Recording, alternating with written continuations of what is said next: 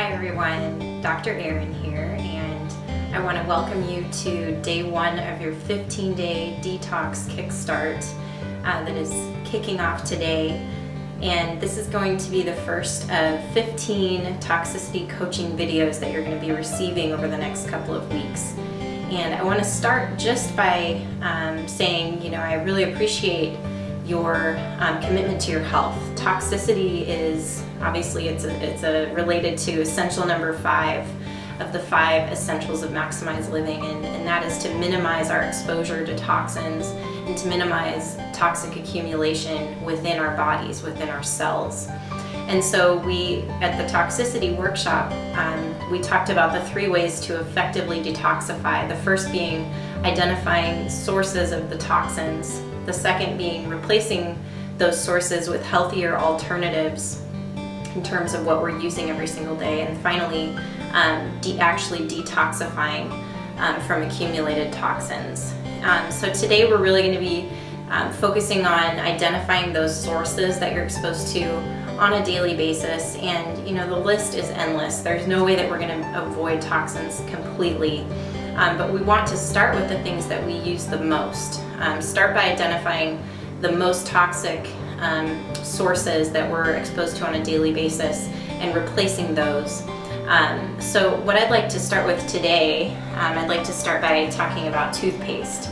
So this is something that almost everybody's using on a daily basis to maintain the health of our teeth, practicing proper hygiene. But unfortunately, in conventional toothpaste, the toothpaste that you're just going to buy at a drugstore or a grocery store, unfortunately most people don't read the labels and they don't understand that the ingredients in the toothpaste is actually very, very toxic. While it may clean teeth to some extent, what it's actually doing when you put it into your mouth is far worse than even choosing not to brush your teeth in the first place.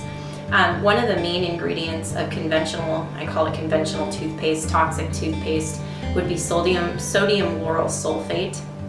And the product manufacturers may actually change that name to something like sodium laureth sulfate or something along those lines. If it looks like it, SLS, if it looks like that spelled out, maybe a few variations in the spelling, it probably is sodium lauryl sulfate, maybe just a chemical compound away from it if it's a different name. The next thing that you need to pay attention to is propylene glycol. Propylene glycol is found in not only toothpaste, deodorant, baby wipes, and a whole host of other things. And that's definitely something you do not want to be putting into your mouth, because inevitably it can get right into those capillaries under the tongue, so it gets right into the blood, but also residues are left behind on the teeth, and they do get swallowed when you drink water, or some people are drinking water after they brush their teeth. So you are ingesting these things, very, very toxic, and if left to accumulate in the body over years, obviously that's going to create problems for us health-wise. So I want to show you, I know at the toxicity workshop we talked about the My Essence line, but really My Essence, there are a handful of brands at Pilgrims that I trust that don't have those sodium lauryl sulfate or propylene glycol ingredients.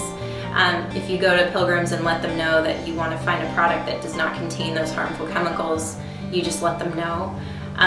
One other thing that I'm finding is that toothpaste manufacturers are actually putting sweeteners into the actual product to make it more appealing to the taste buds. So you just want to watch out for what kind of sweeteners they're using. So is it sucralose? Is it erythritol? You want to just know what it is. I'm going to show you basically this My Essence brand. They have a few different flavors of toothpaste, I think mint, lemon, and unflavored. But really what's in it is completely natural. It's all food grade. It's something that you would eat yourself. If you caught your baby on the floor with this tube of toothpaste, you wouldn't need to be calling the Poison Control Center. If they ate a lot of it, they might have a little diarrhea, but that's it. It's not going to harm them. It's got aloe, sea salt, sodium bicarbonate, peppermint essential oil, It's got cinnamon essential oil. It's also got stevia, so it's sweetened with stevia. So we know that stevia is a healthy sweetener. It's not going to spike blood glucose levels. It's not going to create toxins in the body.